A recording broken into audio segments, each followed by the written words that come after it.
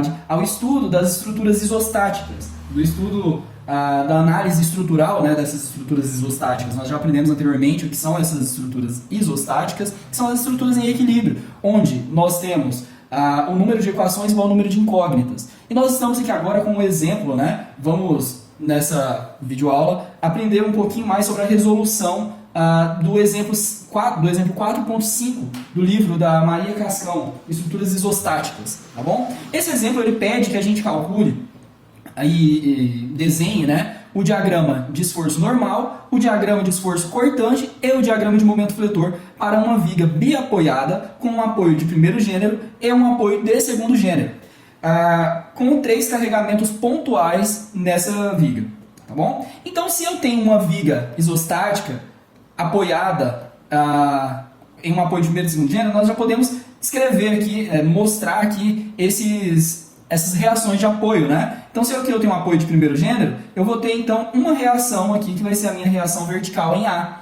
Já nesse ponto, nós vamos ter aí uma reação vertical em em B, e uma reação horizontal também, que nós vamos chamar aí de RHB. Certo? Pessoal, então, para desenhar esse diagrama de esforço cortante, sempre o nosso primeiro passo nada mais é do que a resolução, né, o cálculo das reações de apoio. Sendo nós vamos usar as nossas 3 equações de equilíbrio. Vamos começar então pela nossa primeira equação de equilíbrio, que vai ser somatório de esforços verticais igual a zero.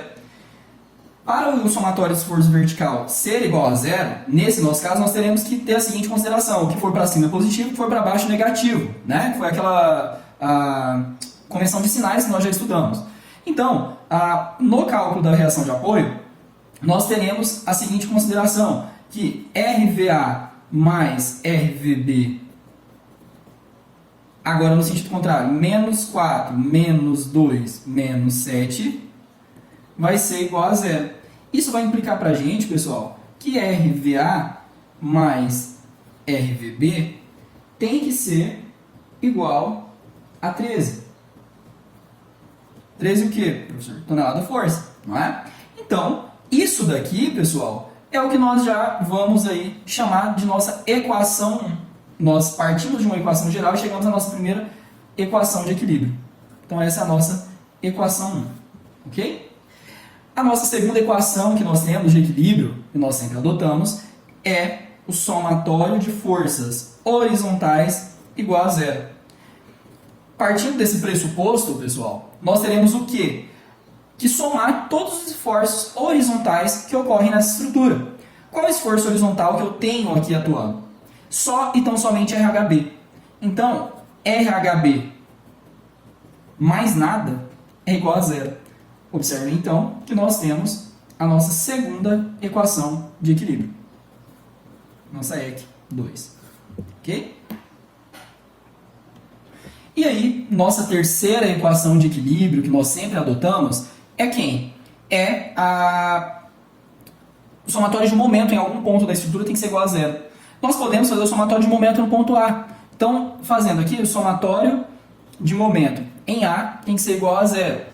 Só lembrando, então, pessoal, que para eu fazer esse somatório de momento em A igual a zero, eu preciso entender e relembrar as nossas convenções de sinais. De que, se nesse cálculo de reação de apoio, a estrutura rotaciona no sentido horário, meu dedo está entrando na folha, olha.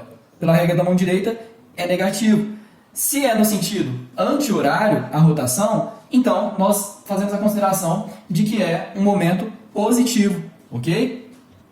Então, fazendo aqui, nós vamos partir do ponto A até chegar no ponto B, fazendo esse somatório, tá bom? Então, qual é o somatório de momento que eu tenho no ponto A? O RVA, pessoal, ele vai provocar momento no ponto A? Não vai. Por que o RVA não vai provocar momento? Porque ele está atuando exatamente em cima do ponto. E todo mundo sabe que momento nada mais é do que a força vezes o braço de alavanca que existe entre ela e o ponto. Ok? E nesse nosso caso, o RVA está exatamente em cima do ponto. Então não existe distância, certo? Então, nosso somatório de momento igual a zero no ponto A vai começar com RVA vezes zero, que é a distância que tem do ponto A. Agora, girando aqui no sentido horário, em torno do ponto A, nós vamos ter essa força 4. Se está no horário, é negativo. Então, menos 4 vezes 3, menos 2 vezes 7, que é essa distância, menos 7 vezes 11, que é essa distância aqui, menos, desculpa, né? Agora, girando no sentido anti-horário, nós temos RVB, que vai ser mais, vai ser positivo então, se é no sentido anti-horário, vai ser RVB vezes essa distância que existe daqui até aqui, que é 13. Sendo assim, pessoal, isso daqui, né, pela nossa equação de equilíbrio, falava que teria que ser igual a zero. Se eu fizer esse somatório, então, vai dar que 13 RVB é igual, fazendo essas multiplicações, nós teremos 12 mais 14 mais 77. Isso também passando para o outro lado da equação. Fazendo aí o somatório e passando dividindo, nós teremos que RVB será igual a 103 dividido por 13. Sendo assim, pessoal, o nosso RVB vai ser igual a 7,92 tonelada-força. Agora, se eu pego esse resultado obtido e substituo ele aqui na nossa equação 1, nós vamos ter que o RVA vai ser igual a 5,08 tonelada-força. Ok? Então, nós chegamos aí nos valores das nossas incógnitas que nós tínhamos, que eram as reações de apoio. Então, RHB é 0, RVA 5,08 e RVB 7,92.